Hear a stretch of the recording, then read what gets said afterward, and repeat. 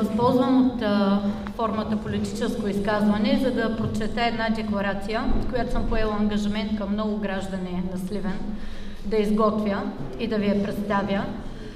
Настоящата декларация е израз на общественото недоволство и основателни притеснения, че ние и нашите поколения ще живеем в един все по-мръсен, неподреден и със замърсен въздух град.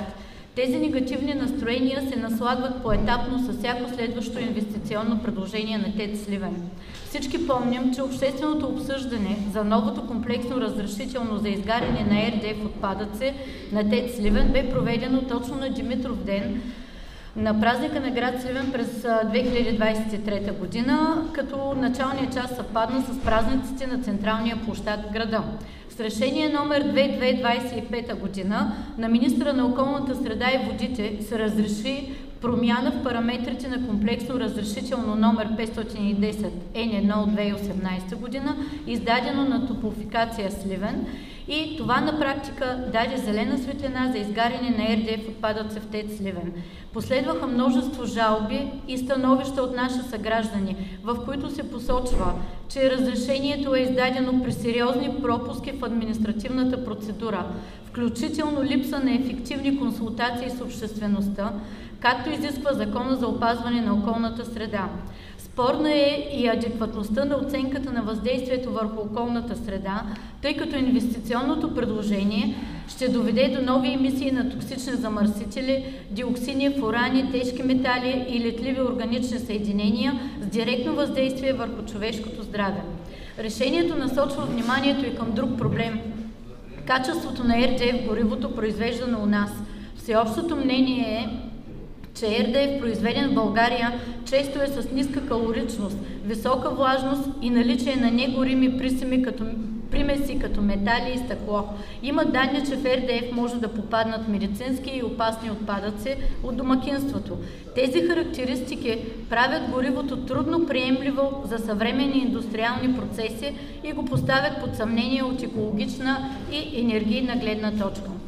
Въпросът е доколко технологията на изгаряне в ТЕЦ, проектиран за въглища, е съвместима и безопасна при изгаряне на отпадъци, доколко е ефикасен контрола от институциите върху дейността също стоят.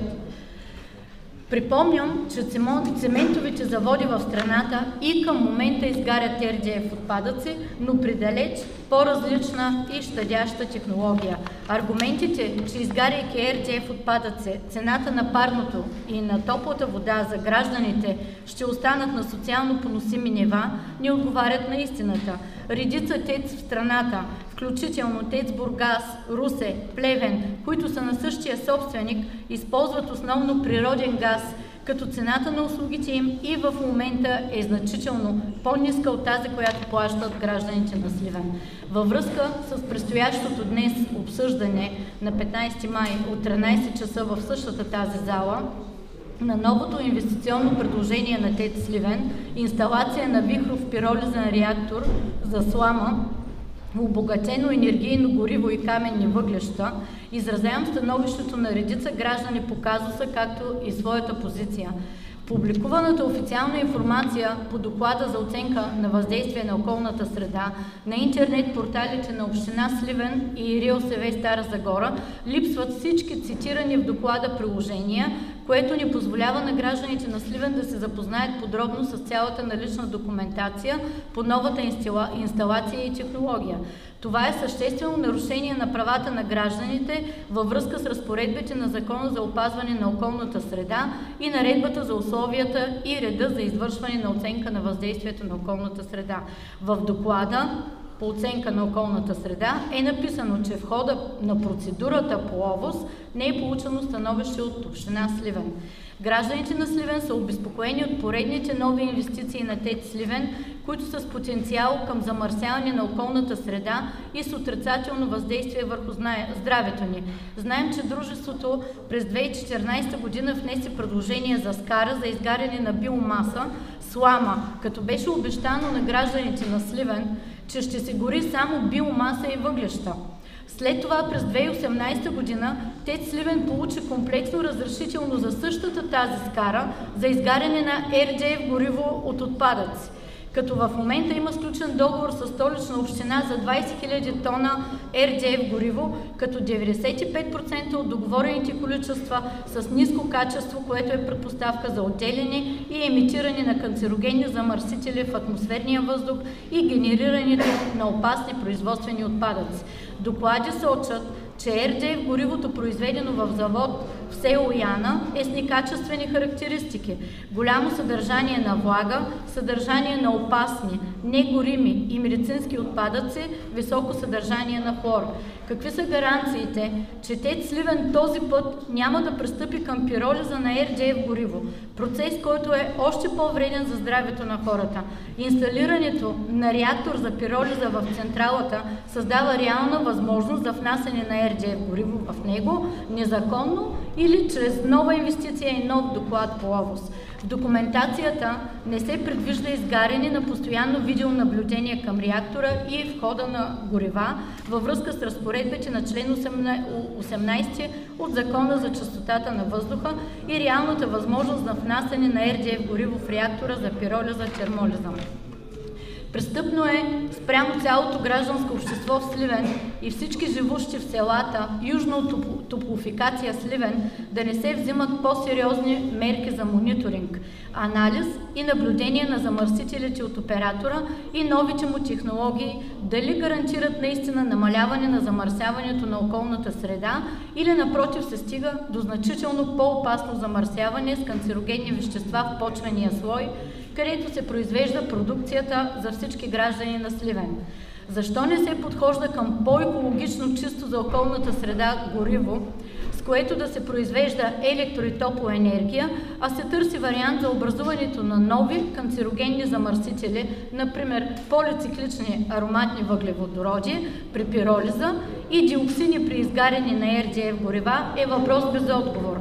Защо не се задължи Топлофикация Сливен да внедри система за непрекъснат мониторинг на изпускателно устройство 2, предвид, че е задължително да се спазват новите норми за допустими емисии, както и собствени периодични измервания за полициклични ароматни въглеводороди също. При вихровата пиролиза се образува голямо количество летяща пепел. Как ще се третира тази летяща пепел? Ще се изследва ли за опасни вещества?